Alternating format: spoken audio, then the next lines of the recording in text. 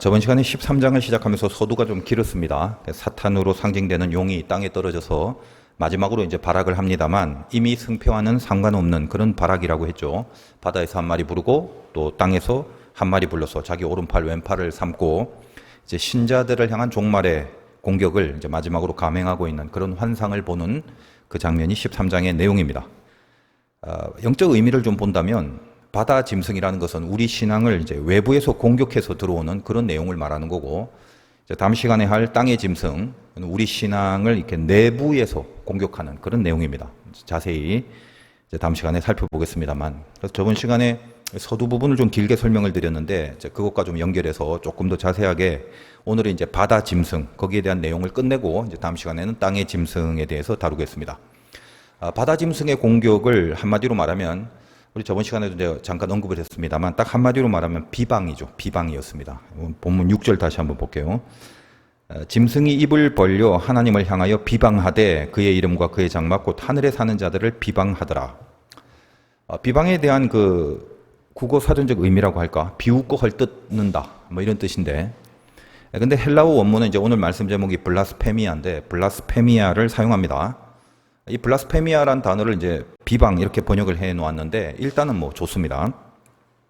우리말하고 헬라어가 다르니까 아무래도 정확한 메시지를 위해서는 그 원문에 대한 이해를 하지 않을 수가 없는 거죠. 그러니까 원래 쓰인 이 블라스페미아란 단어가 회방 이렇게 번역하는 게 가장 맞는 번역입니다. 그 비방하고 회방하고 무슨 차이가 있나 이렇게 물으신다면 뭐 비슷한 점도 있겠습니다만 회방이라고 하면 뭔가 방해, 그죠? 어떤 방해할 목적을 갖고 있는 느낌.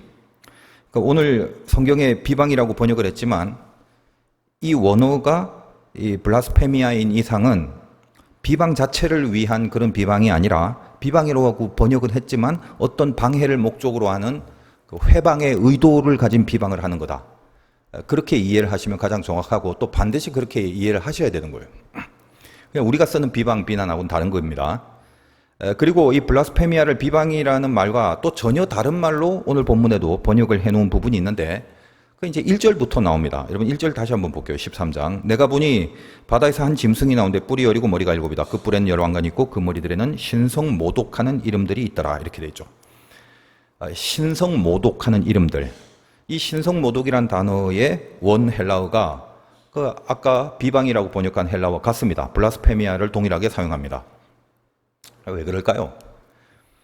그 옛말에 모르는 게 약이란 말이 참 명언 같아요. 그 두 가지의 그 대조적인 명언이 있지 않습니까? 제가 어릴 때는 그 둘 중에 뭐가 더 옳은가, 어느 게 더 맞는가 한참 좀 고민을 한 기억이 있는데 뭐예요? 아는 게 힘이다. 그러니까 모르는 게 약이다. 제가 좀 어릴 때는 아는 게 힘이다라는 명언 이게 좀 더 맞다라고 생각을 했는데 나이가 점점 들어가면서 모르는 게 약이다 이런 말이 더 맞는 것 같아요. 이젠 제가 좀 이해가 됩니다. 어릴 때는 모르는 게 약이다라고 말한 게 상당히 그 무책임한 말이라고 그렇게 제가 느꼈습니다. 근데 이제 철이 드니까 그런 차원이 아니더라라는 거죠. 항상 옛사람들 말에는 깊이 이렇게 곱씹어 볼 의미들이 있는 거예요. 나이가 좀 들어가면서 더 깊어지고 뭔가 더 알게 되고 더 공부를 하는 그런 입장에 있다 보니까 이게 모르는 게 약이다라는 말은 뭔가 깊은 경륜에서 나오는 그런 말이들이죠. 점점 알게 되니까 도처에 틀린 것들이 이제 보이기 시작하는 거죠. 한두 개 보일 때는 그러려니 하는데 이게 갑자기 10개가 보이고 20개가 보이기 시작하면 스트레스가 쌓이는 거죠. 지금까지 이렇게 잘못되고 틀린 것을 나는 모르고 그냥 여기서 그냥 맞다고 살았구나. 이런 막 자괴감 같은 것도 많이 들면서 스트레스를 받으면 이제 마음이 아프게 됩니다. 병들죠. 그래서 차라리 모르는 게 약이다. 이런 말이 나온 거다. 이런 생각을 합니다. 그러니까 실은 많이 아는 사람만이 뱉을 수 있는 그런 명언이 모르는 게 약이다라는 그런 말이더라는 거예요. 그냥 뭐 제 생각이에요. 오늘 본문 1절에 이 신성모독이란 단어 그리고 6절은 아까 읽었다시피 비방이란 단어 뭐 이렇게 멀리 떨어져 있지 않습니다. 1절 그 다음에 저기 6절 사이인데 더군다나 그 6절 위에 5절에 보면 또 신성모독이 나와요. 5절 볼까요? 또 짐승이 과장되고 신성모독을 말하는 입을 받고 42달 동안 일할 권세를 받으니라. 자, 그러면 결국 뭡니까? 1절과 6절 사이가 아니라 5절과 6절 사이. 그러니까 바로 그 다음 절인데 왜 똑같은 헬라어를 썼는데도 한국말로는 이렇게 다르게 번역을 한 건가? 제가 아무리 좀 조사를 하고 연구를 하고 해봐도 이유가 없어요. 그냥 뭐 심심해서 좀 다양하게 번역을 한 거라고 밖에는 다른 이유를 제가 찾을 수 없었습니다. 그래서 이제 은근히 괜히 이렇게 스트레스를 살살 받으니까 차라리 모르는 게 약이다. 이게 이제 명언이다 싶어지는 거예요. 몰랐다면 원어가 뭔지 뭐 같은 말 이렇게 다르게 번역했는지 아예 몰랐다면 고민도 안 할 건데 이제 싶은 거죠. 근데 단지 애써서 제가 좀 은혜를 더 깊게 하기 위해서는 제 나름대로 어떻게 생각을 해야 하느냐 하면 지금 제가 하는 생각이 아마 진짜 진리일지도 모른다고 저는 그렇게 생각하렵니다만 이렇게 성경 번역을 이제 학자들이 그냥 마음대로 해버렸지만 왜 이런 식으로 일관성이 전혀 없느냐로 끝나고 이렇게 비판만 하는 게 아니라 오히려 제가 이제 이걸 다시 해석하고 이 단어와 개념을 다시 풀어드리는 과정이 그래서 필요하게 되잖아요. 그 과정에서 더 깊은 의미를 부여해 줄 수 있는 그런 메시지를 담을 수 있는 그런 기회로 삼아야 한다는 거예요. 그렇게 제가 여겨버리니까 하여간 모든 것이 합력하여 선을 이룬다는 그 하나님을 더 진하게 믿으면서 이렇게 말씀을 좀 받으려고 하는 그런 방향이 생기더라고요. 하여간 저 나름대로는 좀 애절한 몸부림이 이렇게 늘 좀 있습니다. 그러니까 여러분이 딱 한번 정리를 해보시기 바라요. 원래는 블라스페미아는 회방, 이게 가장 정확한 번역이에요. 목적이 있는 방해, 목적이 있는 비방이라는 말이죠. 자, 그런데 신성모독도 결국은 같은 단어라고 했기 때문에 신성모독은 이꼴 결국 회방이다. 그렇게 돼야 되죠. 그렇게 연결시켜야 되는 거예요. 여러분이 알고 있는 국산말적인 무슨 신성모독 이런 게 아니라 이 블라스페미아라는 거를 염두에 두고 그 단어를 번역한 거니까. 그러니까 신성모독은 이꼴 회방이다 이 말이에요. 그렇다면 적어도 이 블라스페미아를 번역을 한 신성모독이란 단어라면 신을 모독한 거 그것이 모독으로만 끝나는 게 아닌 것이 돼야 되죠. 비방? 그게 블라스페미아를 번역한 거라면 비방 자체가 목적이 아니듯이 블라스페미아는 어떤 것을 방해하려는 비방이자 어떤 것을 방해하려는 신성모독이어야 된다라는 거죠. 이해하시겠죠? 그래서 어떤 것을 방해한다는 것을 목적하에 둔 비방과 신성모독이 돼야 원래인 블라스페미아라는 단어의 개념을 살려서 우리가 이해를 하는 거다 이 말이에요. 그래서 이 부분을 여러분들이 이제 조금 더 이해를 잘하기 위해서는 우리 성도님들이 그 희한하게 예전부터 잘 알고 있는 그 뭔가 그런 그 내용이 하나 있어요. 성경에서 용서받지 못하는 죄가 있는데 그게 뭔지 다 알고 있단 말이에요. 그 익숙하게 들으셨던 내용이 뭐냐면 아시죠? 용서받지 못한 죄가 있다. 성령을 방해하는 죄. 얼마나 그 많이 들었습니까? 그 참 그 신기하게 어떻게 그거는 다들 그렇게 한 번씩 이렇게 다 들어봤어요. 성령을 방해하는 죄는 용서받지 못한다. 저도 옛날에 그 익숙하게 많이 들었습니다. 어디선지 언젠지 모르지만 어떻게 알았는지 모르지만 다들 거의 알고 있어요. 더 자세하게는 여러분 이제 기억하는 그 워딩 자체는 뭐냐면 성령을 회방하는 자는 사하심을 받지 못한다. 그겁니다. 한번 생각해 보세요. 세상에 만약에 용서받지 못하는 죄가 있다. 한번 저질러 버리면 이게 용서를 못 받아. 그런 죄가 있다면 이게 큰일이다. 아유, 그 죄만큼은 그건 안 저질러야겠다. 다들 이렇게 뭔가 그 두려운 심리로 그래도 우리가 하나님을 믿으니까 그런 어떤 두려움을 갖고 이 말씀은 이상하게 기억을 잘하고 있더라는 겁니다. 그러나 자, 그렇다면 그래 성령을 회방하는 죄가 뭔데? 라고 물으면 그건 또 몰라요. 우리가 참 신앙생활하면서 참 이상한 점이 많아요. 큰일이다 싶어서 기억을 하고는 있는데 실제로 그 내용이 뭔지를 모르고 그냥 큰일이다라고 생각만 하고 있는 거죠. 자, 그러면 일단 그 말씀은 몇 군데 있는데 대표적으로 마가복음 3장 29절에 있는데 거기를 이제 찾아보겠는데 그 전에 이제 퀴즈를 하나 풀고 가겠습니다. 일단 우리가 암기하는 그 성령을 회방하는 자라고 할 때 회방이란 단어가 나왔으니까 여러분 이제 배우셨죠.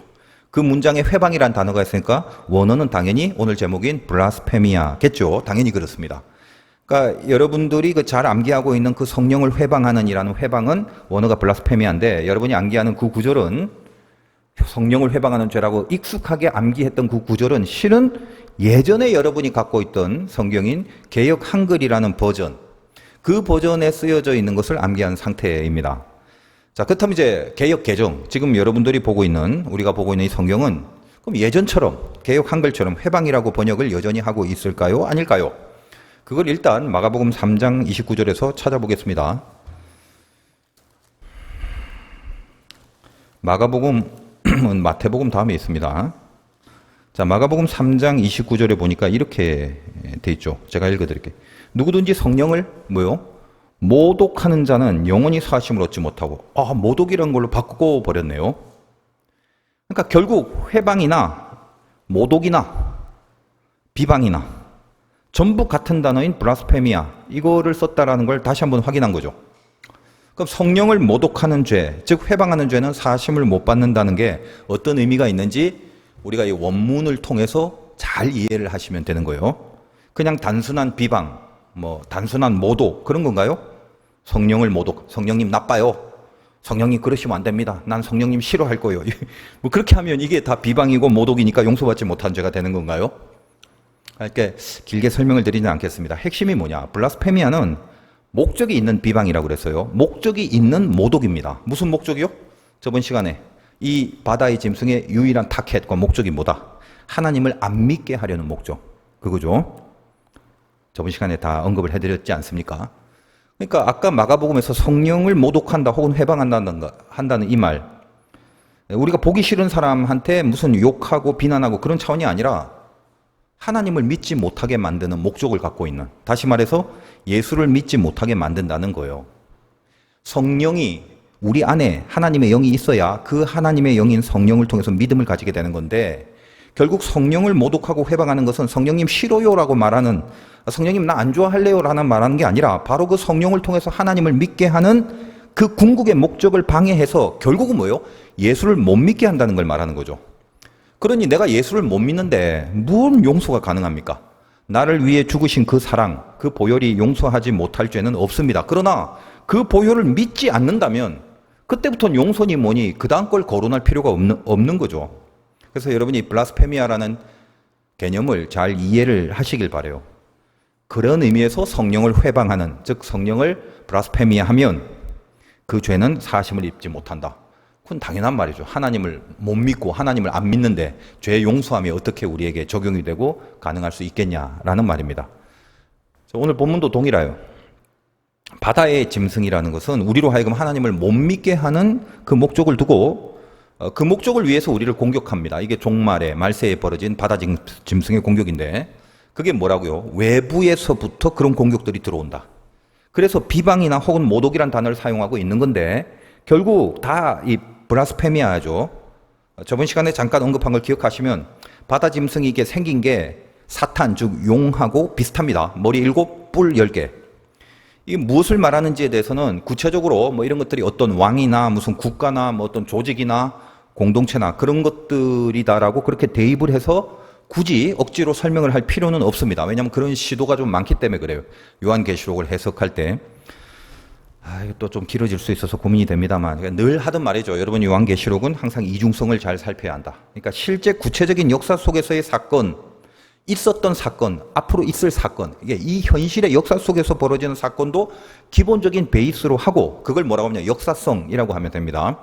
그리고 거기에 담겨져 있는 원리를 그 시간과 공간을 망라하여 온 시간과 온 공간 속에도 동일한, 그 사건 속에 담겨져 있는 동일한 원리를 적용하고 구현하는 그런 원리로서 우리들에게 소개되고 있는, 그건 진리성이라고 해요. 그러니까 계시록에는 이 역사성과 진리성 두 가지가 함께 있는 거고, 이 균형을 놓치면 계시록을 어느 한쪽이라도 이렇게 뭔가 치우쳐서 하나를 무시하거나 하나만 너무 극단적으로 나아가 버리면 엉뚱한 이해를 해버리고, 계시록에 대해서 엉뚱한 이해를 해버리면 결국은 가장 중요한 그 메시지를 놓쳐버리게 된다. 이렇게 말씀을 드린 기억이 납니다. 메시지라는 거는 지금 나한테 적용시킬 그 말씀의 본체인데, 나한테 적용시킬 말씀의 본체가 없다면 성경은 그다음부터는 의미가 없는 거죠. 성경은 더 이상 나에겐 하나님의 말씀이 아니라 하나의 그냥 책 베스트셀러밖에 안 되는 겁니다. 이 시 중에 그냥 그 어설픈 해석들 중에 오늘 이 바다의 짐승이 10뿔, 7머리잖아요. 그래서 10뿔은 굉장히 강력한 이 세계의 강대국을 말한다. 뭐 유럽 연합 공동체, 뭐 나토 뭐 이런 식으로 그렇게 해석을 하는 사람들이 많습니다. 또 일곱 머리, 오늘 바다의 짐승, 일곱 머리는 이스라엘을 지배했던 어떤 고대의 역사 속에 있는 제국들을 말한다고들 합니다. 뭐 많잖아요. 우리가 알다시피 아수르, 바벨론, 페르시아, 뭐 헬라, 로마 이렇게. 그 뉘앙스가 이게 틀린 건 아닙니다만 딱 요건 요거다. 분명히 이건 이거여야만 된다. 그렇게 말하면 무리가 있는 거죠. 특별히 여기 열불이 성경에 자주 등장하는데 이 열불을 무슨 유럽 연합국가 이렇게 말하는 건 좀 오바가 심하니까 그런 내용의 자료를 여러분이 보시면 이제 그건 아니다라고 보시면 맞고요. 이단들도 각자의 그 대책이 있습니다. 나름대로 성경을 통해서. 이단들 뭐 신천지 같은 데는 자기들의 조직을 세우는 게 중요하잖아요. 그러니까 여기 일곱 머리라고 하는 건 이제 이걸 까야 되잖아. 이거는 나쁜 바다의 짐승이니까. 그걸 어떻게 까야 되냐면 기존 교회를 까야 되기 때문에 여기 그 일곱 머리라는 것은 기존에 있는 개신교, 정통 개신교 중에 일곱 교단의 그 수령, 두령이 되는 그런 일곱 목사들을 말한다. 뭐 그렇게 나오죠. 개신교 교단이 제가 조사한 바로는 370개가 넘는데 그럼 이게 말이 안 되는 거 아니냐? 또 그렇게 나오면 그러니까 그 중요한 큰 교단 7개를 말한다. 또 그렇게 나오는 거죠. 참 그 신기한 게 그게 먹혀요. 그런 논리가. 이 세상에서 공부를 많이 하고 뭐 학벌도 좋고 IQ도 좋고 그래도 이상하게 영적인 분야에 들어오면 거의 그 백치들이 되는 경우가 참 허다합니다. 그래서 제가 그런 걸 감아보면 가장 기본적인 논리나 합리성 이 자체가 아예 없는 거죠. 그래서 참 우리 이 바닥, 이 분야는 이게 스피릿이란 영역이라는 게 분명히 있구나라는 것을 제가 예수를 믿을수록 아무튼 점점 이게 확실해지는 것 같습니다. 자, 우리는 알아야 할 것만 확실히 좀 알고 가겠습니다. 자, 오늘 바다 짐승은 일단 겉모습은 용하고 비슷하죠. 그러니까 외적으로 공격을 한다는 메시지를 주기 위해서 겉모습을 이렇게 아주 그 충격적이고 이렇게 확 뜨이게 등장해서 나오는 거예요. 자, 다음 시간 땅에서 나온 짐승은 이거와 대조적이랬죠. 바다에서 나오는 것은 겉으로 공격, 땅에서 나온 건 안에서 공격이죠. 안에서 공격하는 것은 쥐도새도 몰라야 될 거 아니에요. 그러니까 참고로 여러분 다음 시간에 하겠습니다만 11절부터 나오는데 다음 시간에 땅에서 이 11절 보세요. 내가 봄에 또 다른 짐승이 땅에서 올라오니 어린 양같이 두 뿔이 있고 용처럼 말을 하더라. 생긴 게 어린 양이라네. 그러니 뭐야? 우리 편이지. 그러니 이게 뭐냐면 이렇게 겁나는 거예요. 이거 정말 더 겁나는 공격입니다. 의미심장하죠. 어린 양같이. 이 땅의 짐승은 내부에서의 공격이라고 했습니다. 그러니까 뭐죠? 적인지 아닌지 몰라요. 적과의 동침을 해야 되는 것입니다. 이게 진짜 두려운 거예요. 여러분이 적이 뭔지를 모른다니까. 그렇게 당하는 게 땅의 짐승이에요. 다음 시간에 하겠지만. 바다 짐승은 그래도 좀 낫다. 여기에 비하면. 왜? 겉으로는 보인다는 거예요. 용같이 생겼고 머리도 뭐 많고 뿔도 많으니까 야 이거 상당히 세네. 저기 있네. 여기 있네. 와 이거 못 당할 것 같네. 적어도 그렇게 척 보면 그런 거 정도 느낀다 이 말이죠.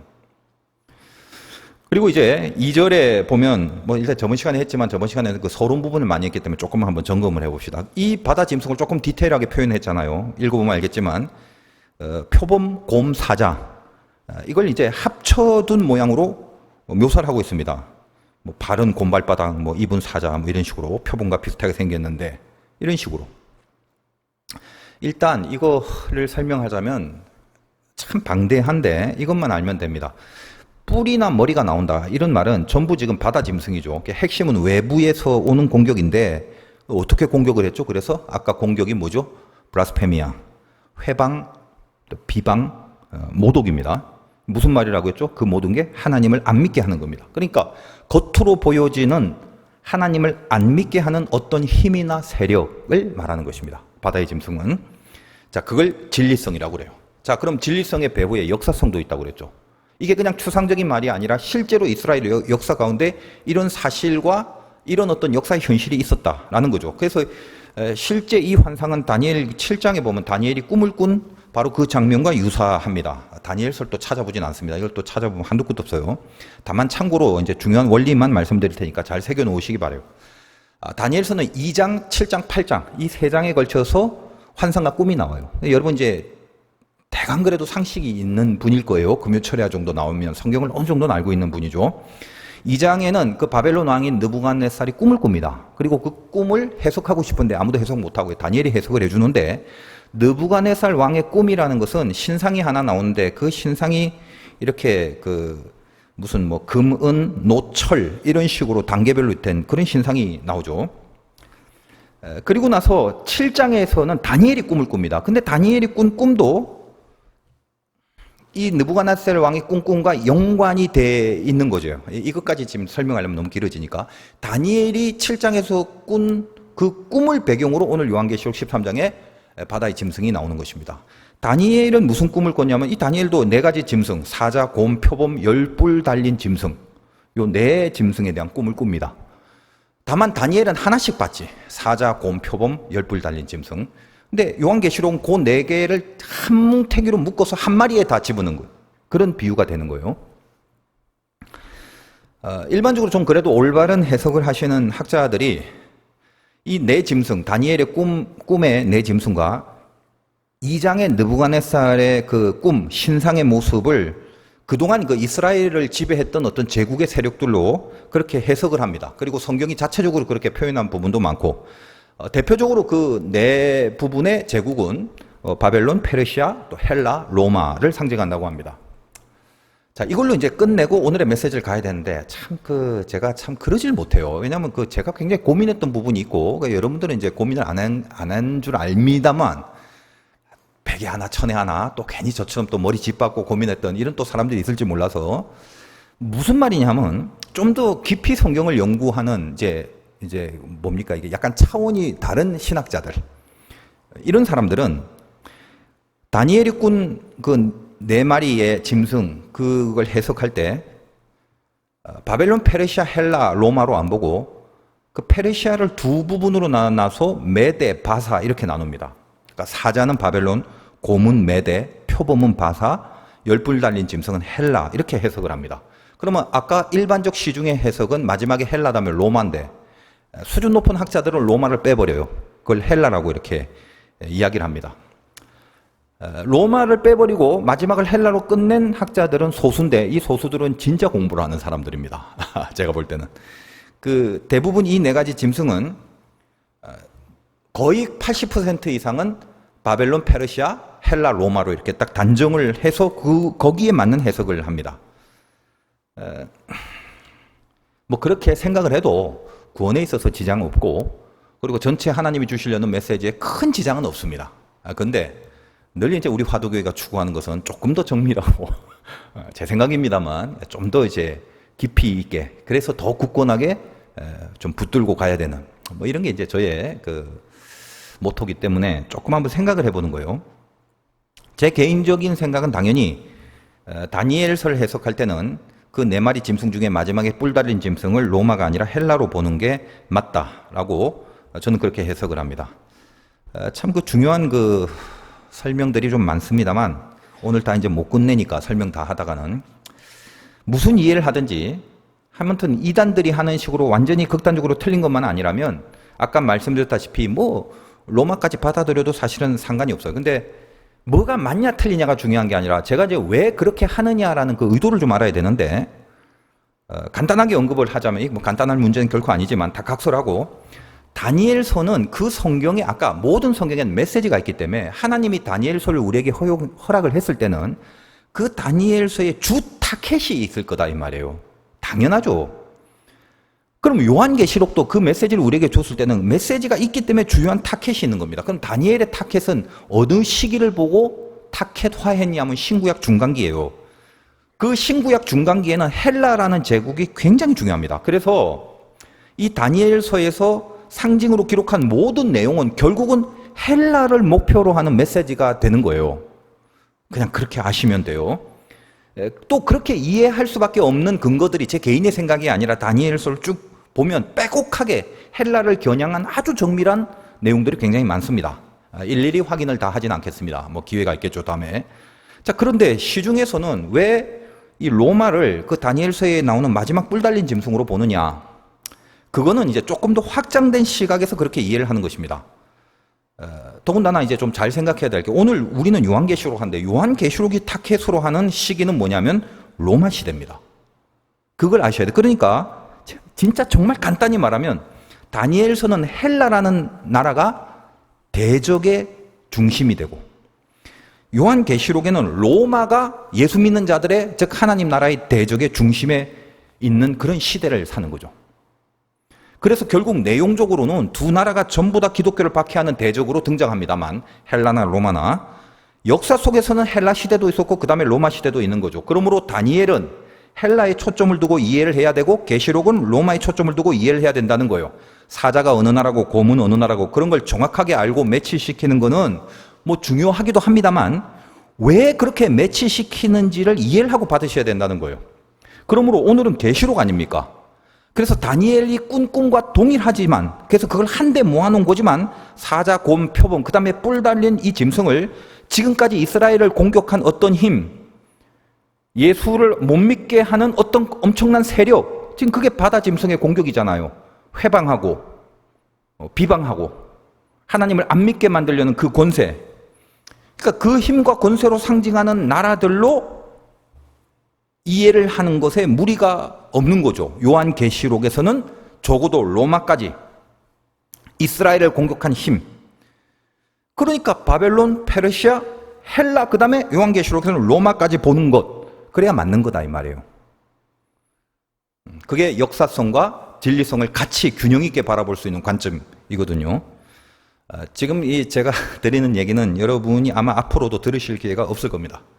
이런 설명은 없어요. 그러니까 여러분이, 제가 굉장히 그래서 고민하다가 저는 답답해서, 그래서 지금 혹시 성경으로 깊은 고민을 하시는 분이라면 이게 어쩌면 이렇게 풀려지는 그 열쇠와도 같은 뭐 그런 메시지가 될 수 있을 겁니다. 여러분이 다니엘서 이렇게 나중이라도 혹시 시간이 돼서 내가 깊이 연구를 하게 되면, 다니엘서 7장에서는 꿈을 꾸고 다니엘서 8장에서는 환상을 봐요. 다니엘이 꿈도 꾸고 환상도 보는데 7장에서는 뿔이 로마라고 해석들을 하거든요, 시중에서는. 그런데 8장에 가면 거기도 뿔이 나오는데, 뿔이 굉장히 많이 나오는데 이 뿔이 헬라를 분명하게 표현하는 내용으로 일관되게 기록되어 있다는 것을 확인하게 됩니다. 그러면 자세하게 성경을 보는 사람은 도대체 뭐지? 왜 7장에는 시중의 해석들이 전부 다 뿔 이거 다 로마로 해놓고 8장에 보니까 뿔이 이게 헬라를 말하는 수많은 내용들로 가득한데 이거 뭐가 맞는 거야 하면서 굉장히 그 고민이 많이 된다 이거요. 제가 그랬습니다. 제가 주변에 이렇게 고민한 사람이 많지는 않습니다. 저는 저 말고는 한 번도 보지 못했어요. 그래서 제가 이제 생각을 해서 혹시 그런 분들이 분명히 있을지도 모른다. 지금은 여러분들이 혹시 무슨 말인지 모르셔도 나중에 좀 깊어지고 실력이 많이 쌓이시면 이것이 이제 성경을 이해하는 데 아주 결정적인 지침이 될 수 있는 내용입니다. 제가 고민을 개인적으로 많이 했기 때문에 알려드리고, 다니엘서 이제 8장의 환상은 꿈 꾼 거하고는 내용이 다릅니다만 연결이 다 될 수밖에 없잖아요. 그 환상의 주제는 헬라 제국의 그 뿔들이 나오는데 이거 지금 다 다룰 수는 없습니다. 헬라 제국에 있어서 가장 극악한 박해자, 제가 수없이 말했던 안티오쿠스 에피파네스를 뿔로 비유해서 나오는 환상입니다. 그러니까 다니엘서의 뿔, 특별히 8장에 나오는 뿔이 주는 그 권세, 그 힘, 그거는 역사적으로 볼 때 헬라로 귀결이 되는 것입니다. 긴 뿔과 작은 뿔을 가진 뭐 순양이 나오는데 그 긴 뿔은 메대, 그 다음에 바사를 의미하고 그 뒤에 양이 나와서 그걸 치받아갖고 메대 바사를 없애고, 즉 페르시아를 없애고 이렇게 우뚝 서는 뭐 이런 모습들이 다 이 헬라의 안티오쿠스 에피파네스를 상징하는 아주 정밀한 계시로 다니엘 8장에 헬라에 대한 설명을 하고 있는 거거든요. 무조건 그거는 뿔은 틀림없는, 전혀 예외가 없고 오차가 없는 헬라 안티오쿠스 에피파네스를 의미하는 것이 틀림없습니다. 그러니 7장과 연결이 돼야 되겠죠. 근데 연결이 그렇게 안 돼 온다는 말이에요. 이 시중의 해석으로 이걸 로마로 본다면. 자, 이런 고민들. 근데 오늘 뭐 여러분이 뭐 신학 강의하는 시간은 아니기 때문에 그 정도로 좀 이해가 됐을 거다라고 생각을 하면서, 이런 그 메시지를 향한 통시적인 이해를 못하면 지금의 시점이나 혹은 로마의 시점에서 다니엘을 보게 되면 신구약 중간기의 시점에서 봐야 되는데, 지금의 시점이나 신약의 로마의 시점에서 보면 뿔은 로마 밖에는 안 보이는 거죠. 그래서 이래나 저래나 어떤 시대든 신앙의 대적이 되는 그 대적의 원리에 대한 이해를 하시는 게 중요하고, 이제까지 이스라엘의 역사 속에서 하나님을 믿지 못하게 만드는 그 바다 짐승의 공격이 뭔지, 그 제국들이 이스라엘에게 핍박을 했던 그런 사실들에 대한 그 역사를 그 역사적 그 사실들, 역사성을 환상을 통해서 요한계시록 13장에서 1차적으로 계시하고 있다. 이렇게 아시면 이제 되는 것입니다. 또 과연 그렇죠. 그 거대한 바벨론, 페르시아, 또 헬라, 그리고 로마 앞에서 요한계시록이니까 오늘 로마까지 언급을 해야 돼. 이 앞에서 뭔가 하나님을 끝까지 믿을 재간이 없어 보이는 그 상황들. 야, 이 거대한 힘과 권세, 이 세계를 정복한 힘들인데 이 힘들이 나를 박해하고 이 힘들이 나로 하여금 예수를 못 믿게 하는데 내가 어떻게 믿을 재간이 어디 있어? 그래서 겉으로 보여지는 이 거대한 바다 짐승이 이런 제국들을 상징하는 위용으로 우리들에게 등장하고 그것을 요한이 환상으로 보면서 우리들에게 메시지를 주려고 하는 것입니다. 자, 이제 3절 봅니다. 그의 머리 하나가 상하여 죽게 된 것 같더니 그 죽게 됐던 상처가 나음에 온 땅이 놀랍게 여겨 짐승을 따르고 로마의 관점에서 봐야죠. 이거는. 그러니까 그 머리 하나가 뭔지 몰라도 요 짐승 중에 머리 하나가 상처가 난 거예요. 상처가 났는데 그래서 죽을 것 같았는데 다시 산다. 이런 것이 역사성과 진리성을 같이 좀 있어야 되는 거죠. 네로라는 황제가 로마에서 가장 큰 박해를 끼친 황제 아닙니까? 근데 그가 죽고 나서 예수 믿는 백성들이 이제 좀 편해지려나? 이런 생각을 좀 했어요. 네로 이후에 몇몇 황제를 거치고 나서 도미티안이라는 황제가 즉위합니다. 네로는 약간 그 정신 나간 사람인데 핍박과 박해도 세지만 그 뒤에 이제 몇 황제를 지나고 다시 즉위한 도미티안도 아주 알아주는, 그래서 사실 요한계시록의 박해의 가장 중심자가 되는 게 이 도미티안이에요. 그냥 한마디로 나를 주라고 부르랍니다. 도미티안은 나를 주라고 불러. 그리고 유대인들에게 니네 헌금을 교회에 내지 말고 내가 주니까 황제한테 바치라고 해요. 이 박해의 내용들을 뭐 다 이루 말할 수 없죠. 3절이 바로 그런 역사성을 말합니다. 네로가 죽어서 편할 것 같은데 도미티안이 생겼더라. 지금 이 내용을 이렇게 얘기를 하는 거예요. 그러니까 4절, 용이 짐승에게 권세를 주므로 용에게 경배하며 짐승에게 경배하여 이르되 누가 이 짐승과 같으냐, 누가 능히 이와 더불어 싸우리요 하더라. 이게 이제 보여지는 현실이라고. 황제가 군림하고 있는, 특별히 도미티안 시대에 나를 주라고 부르는 황제 밑에서 부인했다가는 바로 죽여버리는 그 권세 앞에서 싸울 사람이 있겠냐 이 말이에요. 그거를 여러분들에게 묻는 거예요. 참 힘들죠. 우리는 늘 이제, 저도 그렇습니다만, 하나님 좀 편하게 예수 믿게 해주시면 얼마나 좋습니까? 좀 그렇게 안 될까요? 이런 그 박해를 왜 이렇게 그 계속적으로 쉬지 않고 역사 속에서, 그리고 오늘날까지 왜 이런 회방을 내버려 두는 건가요? 옛날에는 예수 안 믿으면 죽이겠다라는 그런 박해와 회방이었지만 요즘은 사실은 어때요? 여러분으로 하여금 예수를 못 믿게 하는 그 보이지 않는 그 어마어마한 세상의 압력과 프레스들 있죠.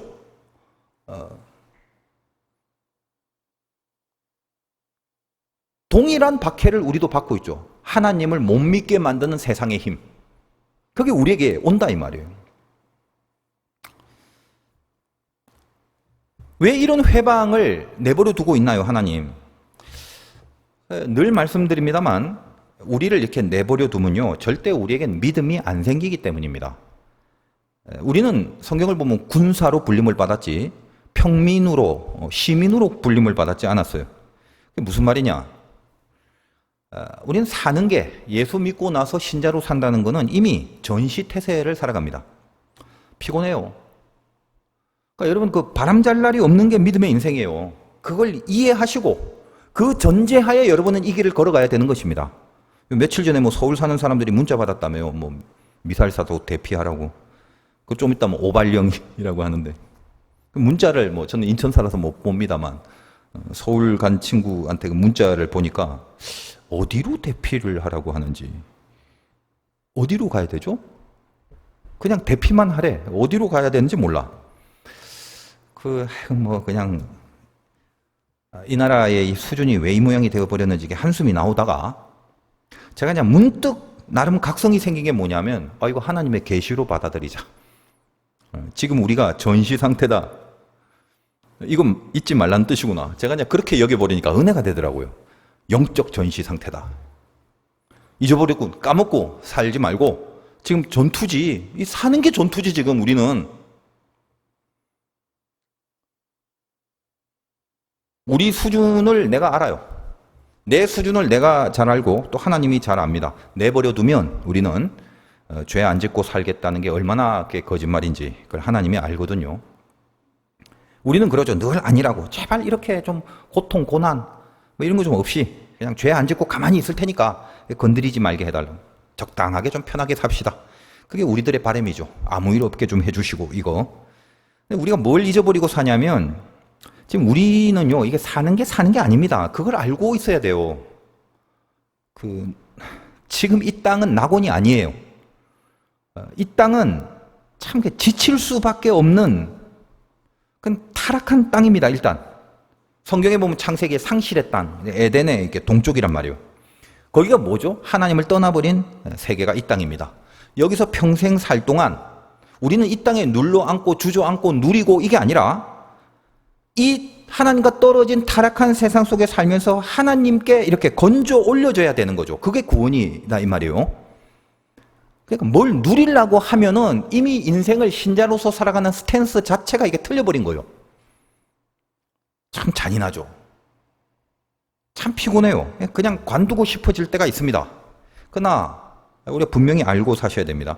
지금은 뭐다? 전시 상태다. 여기는 전쟁터다. 이걸 잊지 마세요. 그냥 한눈 한 번 팔면 바로 미끄러져서 마귀한테 가는 게 이 시대다라는 거예요. 아닌 것 같이 앉아있으면 안 돼요. 저를 비롯해서 다 똑같아요. 그래서 우리를 군사라고 하잖아요. 폭탄이 떨어져서 언제 죽을지 모르는 판에 좀 편하고 싶어요. 하나님 군화 벗고 철모 벗고 총 내려놓고 바지 풀고 좀 편하게 냅두라고요? 그냥 그렇게 가만히 있을 거라고? 그 정신줄을 다 풀어놓고 있으면 안 된다는 거예요. 피곤한 건 압니다. 그러나 명심하고 있어야죠. 우리가 죽음이 오는 그때만이 비로소 안식할 수 있는 시간이에요. 그러니까 죽을 때까지 군화를 신고 철모를 쓰고 살아야 돼. 저 고지를 탈환하고 점령한 후에야 그때야 이제 비로소 깃발 꽂고 나서야 두 다리 뻗고 잘 수 있는 거라는 거. 그걸 명심하셔야 됩니다. 여러분 우리 군화와 철모는 내가 벗는 게 아니라 하나님이 벗겨주시는 거예요. 그러니까 내가 벗는 게 아니에요. 그러니까 우리 수준을 가만히 내버려두면 잘할 거라고 그 말도 안 되는 거짓말을 하지 마시고 우리 수준을 잘 알고 사셔야 돼. 우리는 내버려두면 다 풀어져요. 온 몸에 적의 총알이 그냥 다 박혀 죽는 일밖에 없습니다. 죽을 때까지. 힘들지만 할 수 없어. 뭐 진리를 선포해야지. 우리는 전부 다 철모를 쓰고 군화를 계속 신고 있어야 됩니다. 그래야 당하지 않습니다. 그럼 어떻게 해야 되나? 벗을 생각을 하지 말고 익숙해질 생각을 해야 되는 거예요. 믿음 가지고 살기로 했다면 믿음을 버린다면 할 말은 없지만 내가 끝까지 예수를 믿고 살 거다라고 작정을 한 분들은 편할 생각을 하지 말고 승리할 생각을 해야 된다 이 말이에요. 죽을 때까지. 그걸 잊지 마세요. 하나님은 우리가 믿음을 가지기 원하죠. 그 믿음이 뭐냐? 여러분 알다시피 바라는 것들의 실상이라며. 바라는 것들의 실상이다. 그건 결국 바라는 것이 있는데 지금 바라는 대로 되고 있다 안 되고 있다? 당연히 안 되고 있기 때문에 바라는 것들의 실상을 믿음으로 붙들고 있어야 된다는 거예요. 그러니까 지금 바라는 대로 안 될 때가 믿음이 나타날 수 있는 조건이 되는 것입니다. 여러분이 바라는 대로 다 되고 있다면 절대로 믿음 안 가집니다. 그리고 또 있죠. 보지 못하는 것들의 증거. 자, 그럼 지금 보고 있다, 못 보고 있다. 그렇죠. 안 보고 있는 겁니다. 못 보는 겁니다. 근데 안 보이는 바로 그때가 믿음이 생기는 때라는 거예요. 아주 잘 보이는데 그럼 믿음이 생길까요? 당연히 절대 안 생기죠. 지금 이 세상에서 바라는 거 안 되고 보이지도 않아요. 내 눈에 보이는 건 죄다 여기 있는 짐승들, 바다 짐승들 뿐이에요. 하나님을 믿을 이유, 하나님을 믿을 여유, 여력, 하나님을 믿을 만한 마음을 안 주는, 오히려 믿음을 다 뺏어가 버리는 세상의 공격들이 이 짐승떼처럼 밀려 닥쳐옵니다. 로마 시대에 예수 믿는다고 맹수를 풀어서 바로 그 자리에서 물려 죽게 하는데도 아무 일도 거기에 일어나지 않아요. 기도가 뜨겁고 기도가 간절해질수록 카타콤의 지하 동굴 속으로 점점 더 깊이 들어가야만 하는 현실을 살아가고 있는 거예요. 끝없는 회방이 있는 거죠. 그러니 어떻게 생각해? 아휴, 믿지 말까? 관둘까? 대강 살까? 하나님 믿고 사는 거, 그 나중에 이거 조건이나 환경, 형편 좋아지면 그때 다시 하면 안 돼? 지금은 그냥 달라니까 세상에 돈을 주고 황제한테 돈 다 줘버리고 나중에 좀 환경 좋아지면 그때는 내가 다시 헌금하면 되지. 지금은 황제한테 줘야 내가 살 수 있잖아. 지금은 황제한테 다 주면 좀 나을 것 같은데? 그래 형편 풀리고 우리가 안 죽잖아. 아시겠습니까? 끝없는 블라스페미아의 공격이 오는 거예요. 우리를 하여금 하나님을 안 믿게 하는 공격, 조건, 환경, 여건, 상황들이 그렇게 지금 살고 있거든요. 우리는 뭐 종말이 딴 게 종말이 아니에요. 이 바다 짐승이 매일매일 우리를 그렇게 공격하고 있잖아요. 우리의 믿음이 딱 떨어지는 그 순간에 우리의 해석력이 상실되죠. 해석이 상실되면 회방하는 그 힘 거기에 당해버리고 맙니다. 보니까 착한 사람, 선한 사람이 당하고 손해보고 아무 죄 없는 사람들이 재난을 당하고 죽어 마땅히 보이는, 죽어도 될 사람들은 돈도 많고 좋은 거 잘 먹고 오래 살고 하는 일마다 다 잘 되고 그렇게만 보입니다. 근데 우리는 명심해야 되죠. 우리가 살아가는 동안 당하고 있는 게 비록 억울하게 당한다 할지라도 그것은 심판의 결국이 아니죠. 이 땅은. 그러니까 여러분이 심판을 믿는지 진짜 천국을 믿는지 솔직하게 스스로에게 점검을 해보셔야 돼요. 안 믿으려면 오늘 나올 필요가 없죠. 여러분이 하나님의 심판도 안 믿고 천국도 안 믿는다면 이 자리에 뭐 하려고 있어요? 제가요 다른 건 몰라도 분명히 말씀드리는데 여러분 죽고 나서 끝이 아니라는 것만 알고 계십시오. 살아가는 동안 심판이 다 끝날 것 같으면, 이 살아가는 동안의 심판이 다 끝날 것 같으면 천국 지옥 이거 뭐 필요해? 그냥 여기서 다 뭐 쇼를 보면 되잖아. 뭐 일본 말인가? 여기서 다 승부를 보면 되잖아. 죄 지으면 바로 벼락치고 선하게 살면 뭐 늘 제비가 박씨 물어다 주던가 로또가 당첨이 되고 그러면 되는 거잖아. 근데 우리가 믿는 게 뭡니까? 천국이 있다는 거, 최후 심판, 최후 승리를 믿는 거. 어쩌면 우리는 지금도 여전히 어떤 아픔이 있는 가운데도 이 하나님과 함께 하심을 지켜내므로서 겉은 이렇지만 내 안에 보이지 않는 하나님의 나라를 지금도 사실 살아가고 있잖아요. 겉으로 화려하게 보여지는 천국은 없어요. 이 땅에 그런 곳이 있는 게 아니라니까. 어디 가면 뭐 좋을 것 같죠? 어디 가면 더 나아질 것 같고, 이 사람 아니고 저 사람 만나면 더 나을 것 같고, 이 일 아니라 저 일 하면 더 행복할 것 같고, 착각하지 말란 말이에요. 그러니까 이 세상이라는 것은, 이 땅은 그런 거예요. 왜? 바다 짐승을 풀어놨단 말이에요. 겉으로는 전부가 다 하나님과 멀어지게 할 힘, 하나님과 멀어지게 만들 권세, 하나님과 멀어지게 만들 사람들 뿐이란 말이에요. 이 세상이 42달만 지나면 분명히 꼼짝도 못할 권세인데 그 순간 그 현장성에 내가 굴복만 하지 않으면, 그걸 견뎌내면 나중에 결국 승부가 날 건데 그걸 이기지 못해서 나중에 후회하는 어리석은 믿음이 되지 말자는 것입니다. 곳곳에서 요 어간에 42달이라는 표현이 제가 마음에 걸려서 주님께 질문을 한번 했어요. 그냥 1260일로 다 쓰시든가 42달만 하시든가 그리고 한때 두때 반때만 하시든가, 주님도 좀 심심하시니까 이렇게 표현을 똑같은 기간을 다양하게 하십니까? 왜 그러시죠? 한번 물어봤어요. 저에게 주시는 마음이 있었습니다. 그 마음을 가지고 확인을 해보니까 진짜 이 주님의 깊은 마음이 느껴지더라고요. 제가 생각한 것 같고 확인을 해보니까 맞더라고요. 이 모든 표현들은 알다시피 한때, 두때, 반때가 기본인데 그 한때, 1년, 두때, 2년, 그 합치가 3년 반, 3년 반이거든요. 자, 이 표현을 3년 반을 달로 표현하느냐, 일로 표현하느냐입니다. 자, 달로 치면 42달, 일로 표현하면 1260일.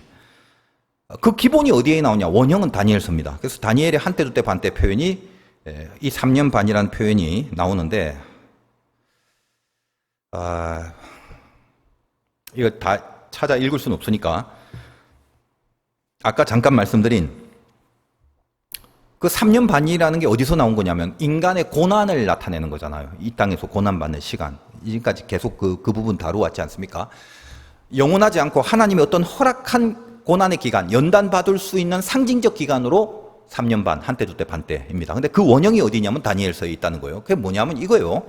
그러니까 아까 말한 헬라의 그 안티오쿠스 에피파네스가 뭐 복잡한 일들이 있는데 하여간 저기 뭐 이집트를 공격하러 갔다가 로마한테 쿠사리 먹고 올라가면서 자존심 상해갖고 한강에서 뺨 맞고 어디서 환풀이 한다고 그 유대 땅에 거의 헬라화 문화 정책을 피우면서 초토화시켜버려요. 그러니까 막 성전도 다 허물어 버리고. 여기 이제 가만히 있지 않고 마카비라는 사람을 중심으로 이게 신구약 중간기 역사인데 유대 공동체가 다시 일어나서 정말 말도 안 되게 그 헬라의 막강한 안티오쿠스 에피파네스를 향해서 이 유다의 작은 공동체가 싸움을 해서 이겨요. 그런 시즌이 신구약 중간기에 있어요. 그래서 뺏겼던 예루살렘 성전을 다시 찾습니다. 이걸 이제 수전절이라고 그러는데 유대인들은 예수를 안 믿기 때문에 크리스마스는 의미가 없고 수전절이 최고의 명절이 되는 거예요. 예루살렘을 탈환한 그날. 그 뺏기고 탈환한 그 사이의 기간이 3년 반이 걸립니다. 그래서 이 3년 반을 역사적 배경이 그거예요. 고난을 받았다가 이 고난을 다시 극복해내는 기간으로서 상징화된 게 3년 반, 한때 두때 반때가 되는 것입니다. 그러면 다 좋은데 왜 굳이 그게 원형이라는 건 알겠는데 1260일이나 42달이라는 표현으로 다양하게 그렇게 기록을 했느냐 이 말이에요. 이걸 아시면 돼요. 제가 이제 받은 그 은혜가 그거예요. 고난을 행사하는 권세들이 있을 거예요. 위에서 짓누르는 그 권세들의 입장에서는 그 시기라는 걸 그냥 한 번에 묶어서 표현합니다. 따라서 한때 두때 반때를 고난을 주는 권세의 입장에서는 표현할 때는 42달이라고 표현하겠죠. 근데 그거를 고난을 받아서 밑에서 그 고난을 견뎌내는 신자들의 입장에서는 그 견디는 하루하루의 소중한 날짜들, 그 하루하루가 너무나 중요하고 소중하다는 의미에서 그 신자들의 입장에서는 날수로 1260일로 표현을 하더라는 거예요. 예를 들면 우리가 그런 표현이 요한계시록 11장에서부터 등장하는데 11장 2절을 잠깐 볼게요. 처음 그 나온 부분.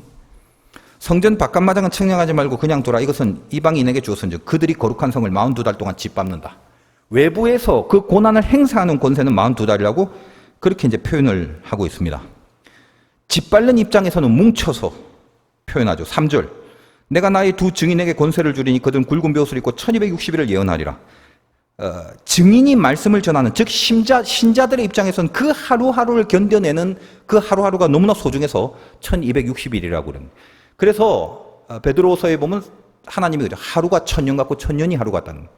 우리가 이 땅에서 지켜내는 하루하루를 하나님은 1000년으로 여기시는, 우리에게 인내와 믿음의 경주를 하는 하루하루를 너무나 소중하게 여기시는 하나님의 마음이 여기에 표현되어 있는 거죠. 12장으로 넘어가서 12장 6절 한번 보십시오. 그 여자가 광야로 도망가매 거기서 1260일 동안, 이 여자는 이제 예수 그리스도를 탄생케 하는 교회 신자들을 말한다고 그랬죠. 이 신자들이 고난을 받아내는 그 하루하루는 소중하기 때문에 1260일이라는 일자로 표현했었습니다. 오늘 13장 5절을 보면 짐승이 과장되고 신성모독을 말한 입을 받아 42달 동안 일할 권세를 받느라. 이것은 짐승이 위에서 찍어내리는 고난을 주는 역할이기 때문에 뭉쳐서 42달로 그렇게 표현을 하는 거죠.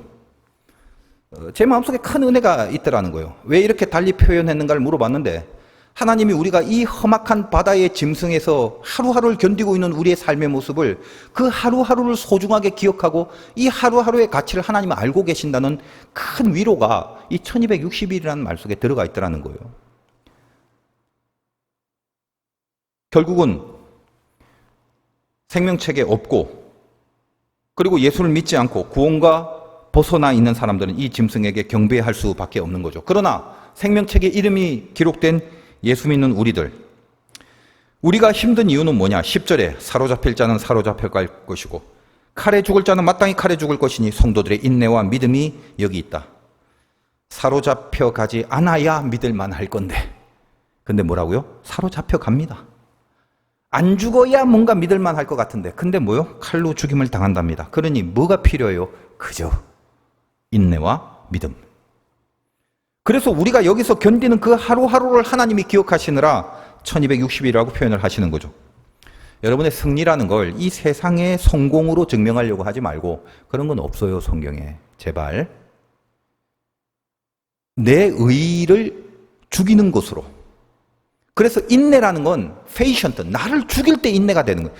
내 의의를 죽이고 내 자아와 내 죄성과 내 고집과 내 이 강팍함을 죽이는 것으로 증명해 나가는 것밖에 없어요. 그러니까 인내가 필요하죠. 그 믿음을 갖기 위해서 내가 죽지 않고 어떻게 이 세상의 공격 앞에서 하나님을 믿는 믿음을 지킬 수 있겠습니까? 우리에겐 당하는 과정이 필요해요. 그리고 당하는 게 신앙이다 이 말이에요. 이기기 전에 당하고 있는 게 이게 사실은 신앙의 출발점이다 이 말이에요. 바다 짐승의 공격이 분명히 있습니다. 넘어지지 말기 바라고. 갈수록 문명은 발달되고 갈수록 이 세상이 살기 편한 세상이 되지만 여러분 느끼죠? 저는 요즘 느끼는 갈수록 미쳐가는 세상이 된다. 요즘 이렇게 사건들 보면 하나같이 그래요. 예전 같았으면 그 사건 하나가 몇 달을 이슈가 될 만한 그런 내용들인데 요즘 보니까 그냥 하루에도 수십 개가 쏟아져요. 그런 게 뭐 말도 안 되는 살해 그냥 죽여. 부모 그냥 죽여. 뭐 게임비 보려고 그냥 죽여. 어떤 사람 한 번 죽여보고 싶다고 해서 죽인대. 미친 거죠 이거는. 여러분 저 창세기에 본 가인의 도성, 온갖 문명이 최고도로 발달한 정말 살기 편한 그곳에서 라멕이 나한테 상처만 주기만 해도 누가 나 지나가다가 기스 한번 내봐. 고개 젊은 녀석 소년일지라도 내가 죽여버리겠다. 똑같은 거죠. 미친 세상이 돼버려. 시대가 어수선합니다. 지금 이 시대에 흐르는 기운이 좋지가 않아요. 여러분 좀 간절하게 이 나라를 위해서도 좀 기도해야 될 필요가 있어요. 영적으로. 훌륭한 위정자 이런 기도 좀 하지 말고요. 없다니까 훌륭한 위정자는. 그 판에 박힌 기도 좀 하지 말고. 저는 간절한 기도. 이 나라에 하나님의 은혜가 떠나지 않기를 소원합니다. 하나님의 긍휼하심이 떠나지 않기를 소원합니다. 요즘은 제 기도가 그거예요. 라멕이 뭐예요? 뜻이 나한테 상처만 입히면 내가 죽일 거다. I'm strong. 라멕의 뜻이 그거다. 나는 강하다. 뭔 말이에요? 하나님 안 믿어도 돼. 하나님 필요 없어. 하나님 믿고 사는 거 아니야, 인생은.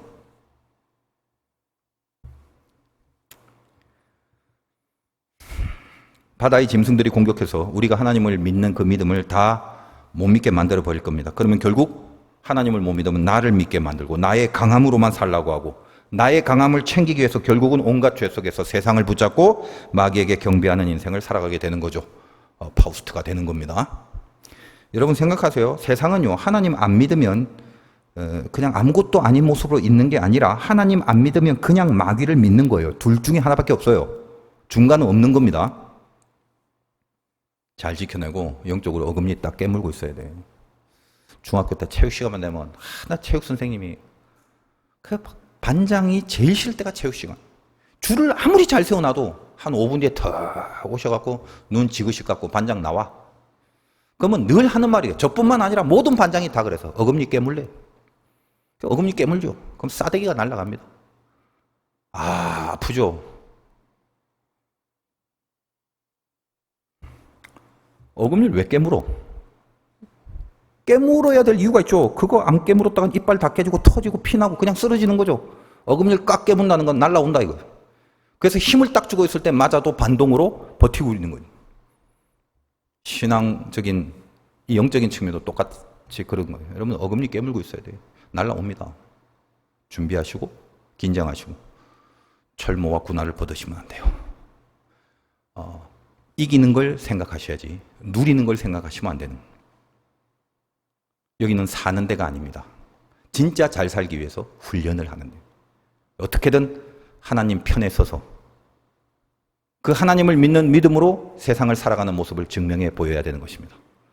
이 바다의 짐승의 공격에서 승리하시기를 주님의 이름으로 축원드립니다.